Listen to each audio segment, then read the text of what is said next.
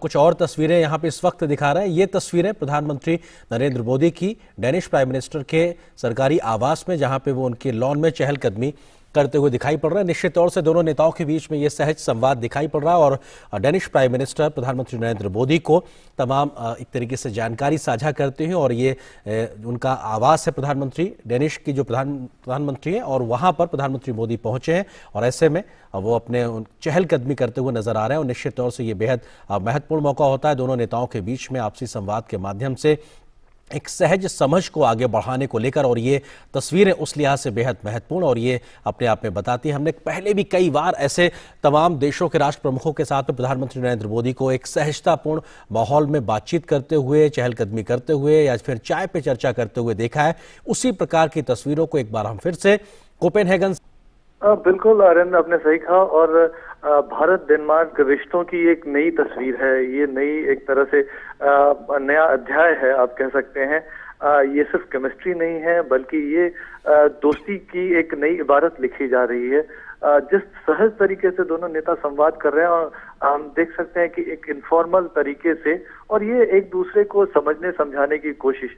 तो आप देखिए डेनिश पीएम का जो इंडिया के साथ कनेक्शन है, पीएम मोदी की वो जब कई बार जब वो भाषण देती हैं, उन्होंने अपने संसद में हो या कई मंचों पर उन्होंने भारत के लोकतंत्र की ना सिर्फ तारीफ की है, बल्कि पीएम मोदी ने भारत में जिस तरह से कदम उठाए हैं उसको आगे बढ़ाया है। देखिए डेनमार्क उन देशों में है जिसने पहली बार किसी देश के साथ ग्रीन स्ट्रैटेजिक पार्टनरशिप की है। तो बहुत महत्वपूर्ण ये संवाद। और भारत को लेकर अगर निजी तौर पर डेनिश पीएम के नजरिए से आप देखें तो उनकी बेटी साल 2019 में स्टूडेंट एक्सचेंज प्रोग्राम पर भारत आई थी, केरला आई थी और काफी खुश होकर लौटी थी। लगातार पीएम फ्रेडरिक्सन पीएम मोदी को, चाहे उनकी चुनावी जीत हो या अन्य अवसरों पर, उनको बधाई देती रही हैं।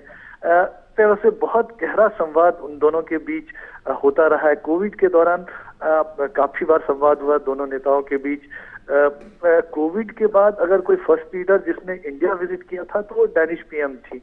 तो आप समझ सकते हैं कितना आत्मीय संबंध दोनों नेताओं के बीच है। और जाहिर तौर पर इस संबंध की वजह से भारत डेनमार्क रिश्तों को एक तरह से न सिर्फ मजबूती मिल रही है, बल्कि एक नया अध्याय भी उसकी वजह से लिखा जा रहा है। जी आर्यन। सुधाकर, ये जो एक आपसी समझ होती है दो देशों के राष्ट्र प्रमुखों के तौर पे, जब वो एक सहज संवाद करते हैं, ये कितना एक मददगार एक आधार तैयार करता है उस ठोस बातचीत के लिए जो अब से कुछ देर बाद शिष्टमंडल स्तर के आधार पे होगी। क्योंकि एक नेताओं के बीच की समझ, देशों के एक दूसरे की जो हित है उसके बारे में, एक दूसरे के बारे में कंसर्न्स को समझना, ये एक तरीके से मौका देता है आगे बढ़ने के लिए, जमीन तैयार करने के लिए। बिल्कुल। देखिए, हम जानते हैं कि पीएम मोदी किस हम्बल बैकग्राउंड से आते हैं, किस तरह से गरीबी में उनका संघर्षों में जीवन बीता, और आज वो जो कुछ भी कर रहे हैं उसमें कहीं ना कहीं जो समाज में सबसे निचले पायदान पर जो व्यक्ति है उसमें आत्मविश्वास भरने की कोशिश रहती है उनकी तमाम नीतियों में। और अगर डेनिश पीएम की भी बात करें आर्यन, तो वो भी काफी हम्बल बैकग्राउंड से रही हैं।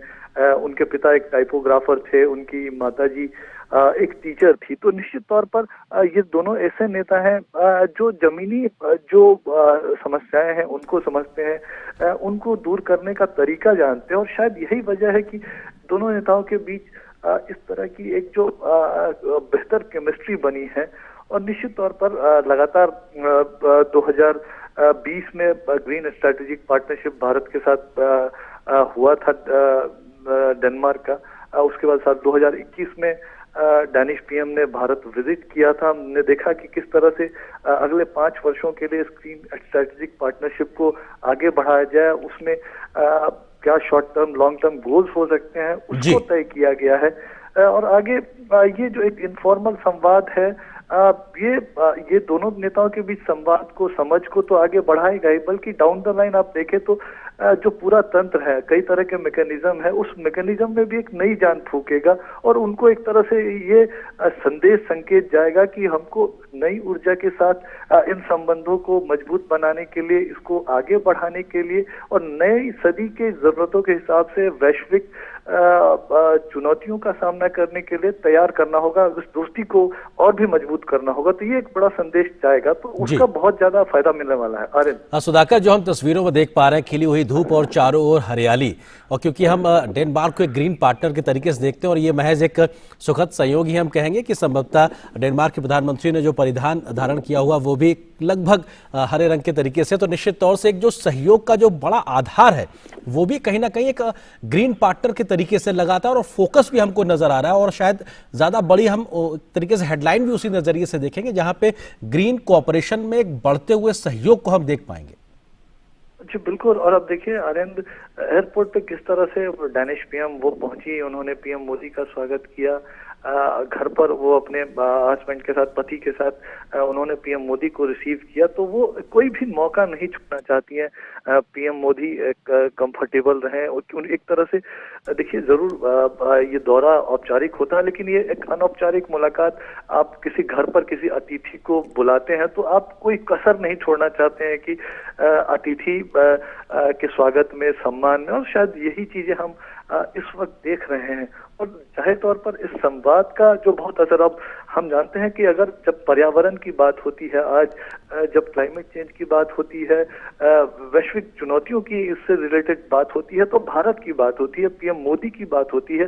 पेरिस समझौते को जिस तरह से लेटर स्पिरिट में भारत ने आगे बढ़ाया है, जिस तरह से पीएम मोदी का कमिटमेंट रिन्यूएबल एनर्जी को लेकर है, सिर्फ कमिटमेंट ही नहीं है, भारत ने 2022 तक के जो रिन्यूएबल एनर्जी के लक्ष्य को चाहे हासिल किया हो, चाहे साल 2030 तक 40% से ज्यादा जो रिन्यूएबल एनर्जी का जो कंपोनेंट ऊर्जा एनर्जी सिक्योरिटी में रहने वाला है, तो एक बहुत महत्वपूर्ण है।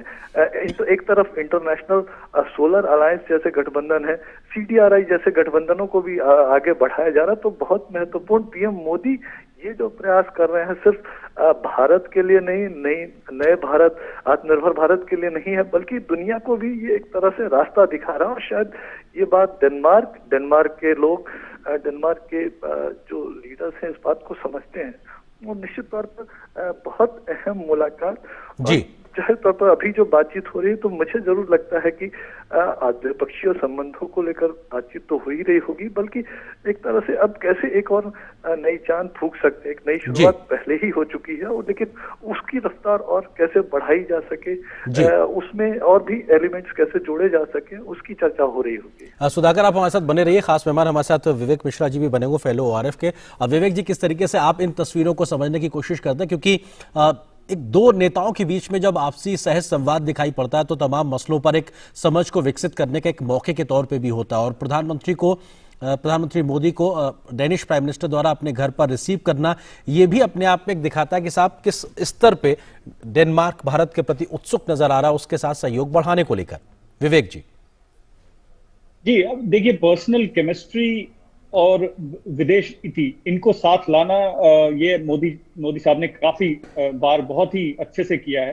आपको अगर याद होगा, बराक ओबामा आए थे तो उन्होंने हमें लग रहा है कि वहां पे बहुत सीरियस बातें चल रही हैं, हो सकता है चल रही हैं, लेकिन ओबामा को उन्होंने ये भी पूछा था, ओबामा ने मोदी साहब से ये भी पूछा था कि आप कितने घंटे सोते हैं। तो इनफॉर्मल कम्युनिकेशन से ये होता है कि एक आइस ब्रेकिंग हो जाती है, और बाकी डेलीगेशंस जो है उसमें सीरियस एजेंडा है ही, लेकिन उस बात के अलावा एक पर्सनल केमिस्ट्री जो है, यहीं पे उसकी नींव रखी जाती है, जो पीपल टू पीपल रिलेशंस है। यहाँ पे अगर लीडरशिप में एक अच्छी पीपल टू पीपल रिलेशनशिप की झलक मिले, तो बाकी पीपल टू पीपल रिलेशनशिप ये बहुत आसान हो जाता है। तो मेरे ख्याल से ये जो भारत की नीति में खासकर दिखाया गया है कि डियास्पोरा जो है, भारत के मूल के लोग जो हैं, उनसे इंटरैक्शन जहां भी प्राइम मिनिस्टर मोदी गए हैं वहां किया है, और उनके लीडर से भी पर्सनल अनऑफिशियल बातें की है। तो इससे एक बहुत ही चैनलाइज्ड वे में विदेश नीति और जो पर्सनल केमिस्ट्री है, ये एक इसको साथ लाया है। तो मेरे ख्याल से ये जो कम्युनिकेशन, जो हम तस्वीरें देख रहे हैं, इससे ये पता चल रहा है कि बहुत ही बातें सरल हैं, और जो एजेंडा, सीरियस एजेंडा है, उसके लिए एक डेलीगेशन ऑलरेडी है, सब कुछ लाइंड अप है, और लीडरशिप अगर एक इजीनेस दिखे लीडरशिप दोनों तरफ की लीडरशिप में, तो ये दोनों देश के बायलैटरल बहुपक्षीय नीति के लिए बहुत ही अच्छी बात है।